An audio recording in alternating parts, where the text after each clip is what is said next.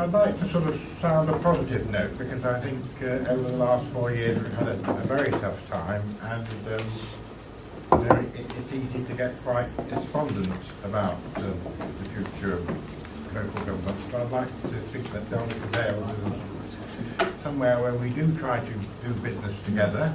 We might have our differences of opinion from time to time on how that's done, but I would say this applies to all members. You know, our hearts are in Derbyshire Dales. We do want to see it succeed, and you know, and together we need to do that. So I start off by saying it's not my intention to speak too long tonight about the proposed council tax rise of 2.45%, which is £5 on Band D property, especially in the light of the reports we've already discussed and are discussing. It is less than the 2.99% that we could have charged if the council approved this motion, and the government have assumed that all district councils should have increased their tax by 2.99%.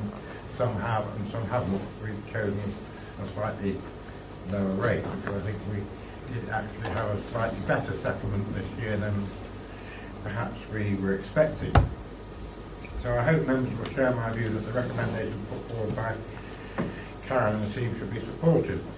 And you know, as has already been said, I didn't realise that Karen had survived 30 years with us, and she's to be congratulated on that, as previously mentioned. But I would like to thank her, and of course she'll be the first to say it's her team that helps her do the work. And you know, it's not just officers. I think one has to pay tribute to all my colleagues, in the sense that, you know, we have to make difficult decisions from time to time, and we make them. We don't think from them. It can be quite easy to avoid making difficult decisions. Now, whilst this is our fourth increase in 9 years, we need to remember once upon a time we had the privilege of having 5 years without increasing council tax. But the government haven't sort of given us that incentive this time round. But I think over that period our costs have been tight, and we've sort of tried to make savings wherever we can, and we've always tried to have a balanced budget. Now clearly we can't ignore the significant changes which have led us to seek an increase this year, though as I said, it's not all bad news. For example, the retention of the Rural Services Delivery Grant at its current level, thanks to the hard work of SPARS and the DCN and the LGA, was a very positive result for this district council. And this whole business of negative RSG, which I'm sure some members might struggle to understand, that actually negative grant, you know, you're paying money back you haven't had, that too has not been imposed this year, and that's thanks to the hard work of SPARS and DCN and the LGA. So, you know, our unions are working on our behalf. We certainly couldn't do it on our own. But then we have the fair funding review and the comprehensive settlement during this current financial year, and that will obviously have an impact on budgets to come, but we can't necessarily anticipate how that's going to turn out, but it is an issue which Aaron has highlighted in the report.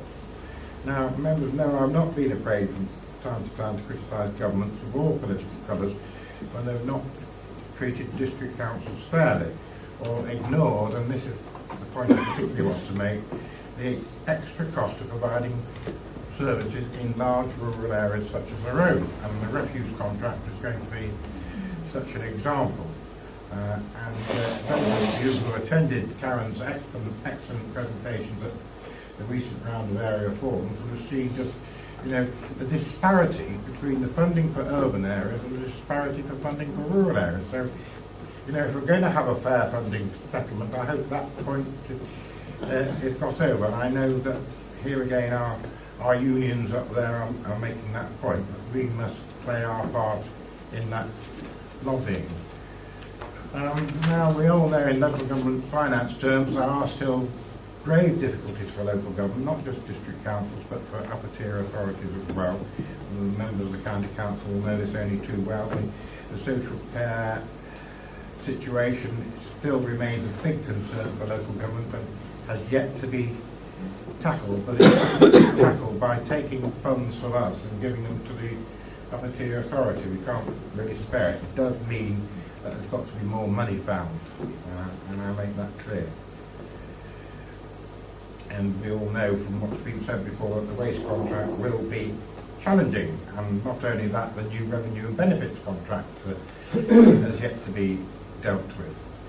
We've seen that business rate retention needs to ensure that rural districts are treated fairly, and we want to make sure that in business rate retention it doesn't all go up to the upper tiers and we don't get our fair share.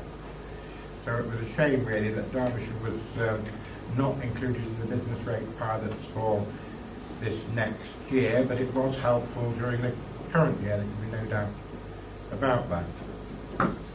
Now, I'll mention this deliberately, and it's already been mentioned by Councillor Ratcliffe. I'm hardly surprised that, you know, one of the big issues that this council will face, and it came up under the discussion of the council programme, is to find a permanent site for troublers. You know, whoever's in control of the council has got to grasp that message. And we all know it's not going to be easy. It's going to be extremely difficult finding a site. We'll find the money, there's no doubt about that. But then, you know, there'll be a planning process, an objection process, and all that goes with that. And we've all experienced that. We all know what it's like. So I wish those that to make that decision in the future all the courage and strength that they will require to do that. And we must be united in trying to resolve that problem. We can't duck it. But there's no room for complaints. So as Karen's report made clear, we're very conscious that the amount we receive in future years continues on its downward trend, slight improvement last year, thank goodness. So we must continue to try and find savings where we can. But at the same time, maintaining frontline services is something that remains very important to all of us, I'm sure. Now the reports before you set out the future financial position of the council very clearly, and I think we're all very familiar with what we have to do. So I would like to thank our staff and our members for what we've had to do and what they are continuing to do on our behalf to achieve these objectives. It could not be done without them.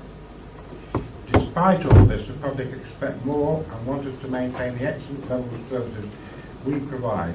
We will do our best to do so for the time being, but the expectation of further grant reductions and other changes highlighted in the report make it clear that we will have to evaluate fundamental changes in the next few years. But enough of this. Let's look ahead and see.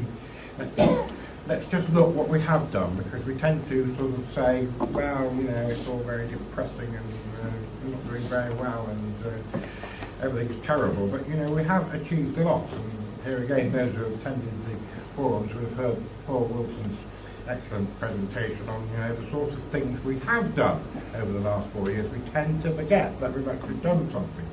Like taking Steve Flitter's point, we've supported 48 businesses and secured £1.5 million of external grant funding. So there has been money levered into the Derbyshire Dales, not from our resources, but from other people's resources.